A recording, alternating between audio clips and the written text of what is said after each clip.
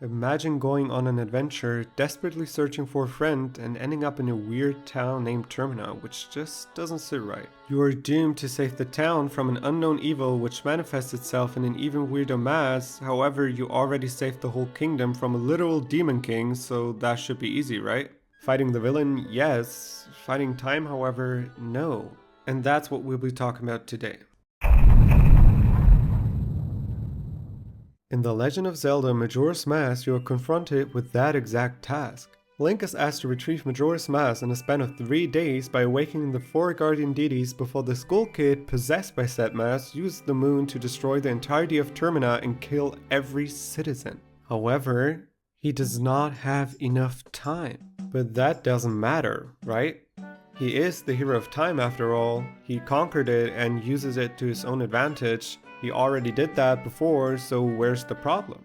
The problem is the way this game implements its quests, a major difference to Ocarina of Time, because this time there is a limit, an inevitable one too.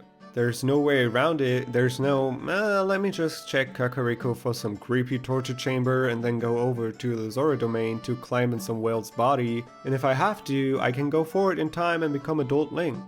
No. This time, if time tells you it's over, it is over.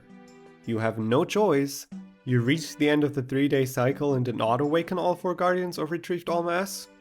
Bummer, go back in time or die. You're also haunted by the clock at the bottom of the screen, visually reminding you of your doom throughout the whole game. With the beginning of a new day, you get a big announcement from the game, and the music gets more ominous with every day that passes, and at the last day, the ground even starts shaking, reminding you of the danger. So you do that.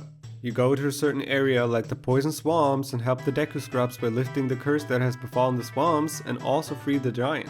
On the way, you might have also saved a great fairy, torn apart by the power of Majora, or did a side quest. All that with the moon and his creepy face getting closer by the minute. At the end of that journey, you realize it is already day 3 and you have so much more to do. So time forces you to decide again. Now, the great fairy is torn apart again, the swamp is poisoned, and all you have are the remains of the boss and essential items you need to progress in the game. Even if at the end the timelines merge and almost everyone is happy, the player and Link still have to experience all of that every single time.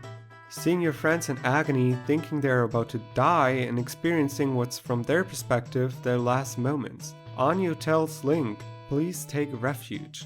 We are fine here. We shall greet the morning together." While Romani's sister wants to go to sleep with her for the last time.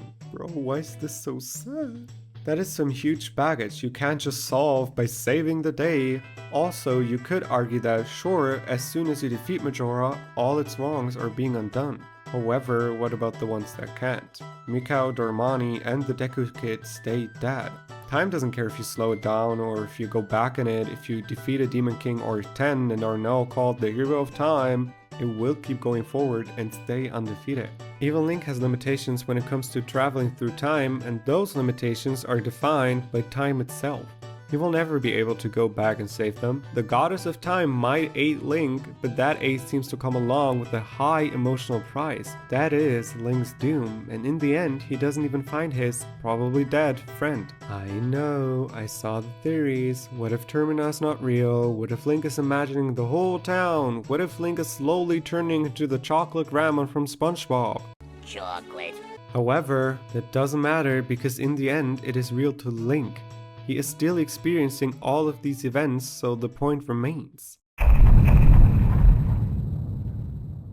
But not only is time controlling Link, it is also controlling us, the player. We are forced to go along with its rules, not even being part of the world, not having any way around it. If we want something to happen, we will have to wait until the time comes or jump to it in the 3DS version. If we fail a mission, we are forced to go way back and do the whole thing again. In case we want to do multiple things in one 3-day cycle, we have to strategize the way we play the game according to its rules. We also have to keep the lost items in mind. We keep the essentials, however keys, bombs, arrows, and even rupees, if not left in the bank, just vanish. It might come off as repetitive after a few tries, but being unable to fully control time and having to submit to it is the whole point of the game.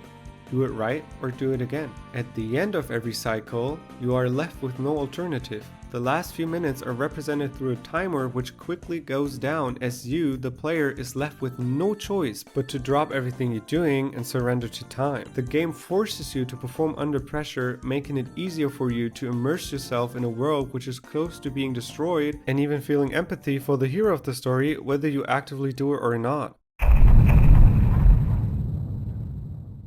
And in the end, after destroying Majora, after returning to Hyrule, one thing still stays undefeated and will at some point even end the story of the hero of time. That is time itself.